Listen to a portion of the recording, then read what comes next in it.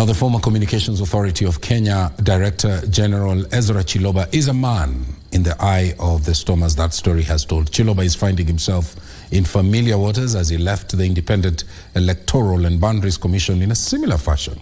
And just like at the IEBC, where he was accused of committing irregularities in procuring during the 2017 general poll, Chiloba, this time round, is accused of a raft of issues, including mismanaging a 662 million staff mortgage scheme at the Communication Authority, leading to his immediate suspension. Abdiaziz Hashim is following that report.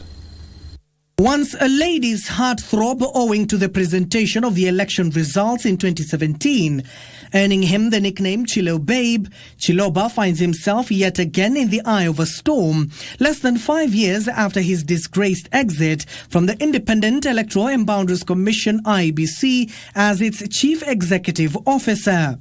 2 years after finding a new perching tree, the centre can no longer hold. Critical phases here. Thank you very much, and I want to declare this event officially open. The soft-spoken man has been suspended as the CEO of the Communication Authority of Kenya after its board, led by Chairperson Mary Mungai, accused him of mismanaging a 662 million staff mortgage scheme at the authority, led to his immediate suspension. During his short-lived tenure at the helm of the Communication Authority, Chiloba pushed for the registration of all SIM cards, a move that sparked mixed reactions in the country. We've been working with operators, but largely issuing directives to them to ensure that subscribers are properly registered for them to be able to access communication services. Recently, Chiloba was the subject of public controversy after admonishing 6 television stations in the country for providing live coverage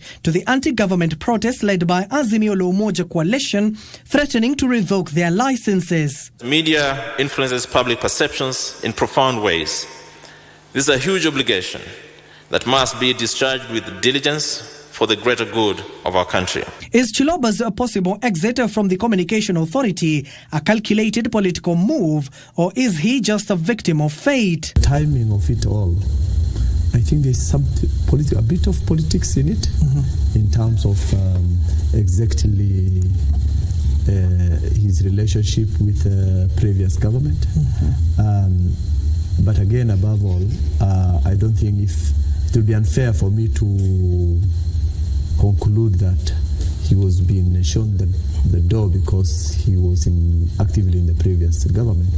Politicians will always say that when you want to defend someone or you want to point out the reason as to why someone has been exited. Apparently, he used a junior officer to approve it. It's him who was taking the facility, and it's a junior officer. He did not subject it to a higher authority to review and everything around that. So there is that. But then there is the political side of it. Even though it's important for us to say this, just because you have got something running after you, we should not then treat you like an egg when you make the next mistake. So it could be a mix-up of so many things. But unfortunately for him, he has got the IEBC tag. We know that IEBC has not been good for those who got to the apex. I think only Chebukati has come out to enjoy his retirement. Any other person who's come from IEBC on retirement, it's either been hounded out and no one takes you in, which is a sad thing. Chiloba has 2 years remaining on his contract, having been appointed in September 2021 for a 4-year renewable term. Abdiaziz Hashim for Prime Edition. President William Ruto has called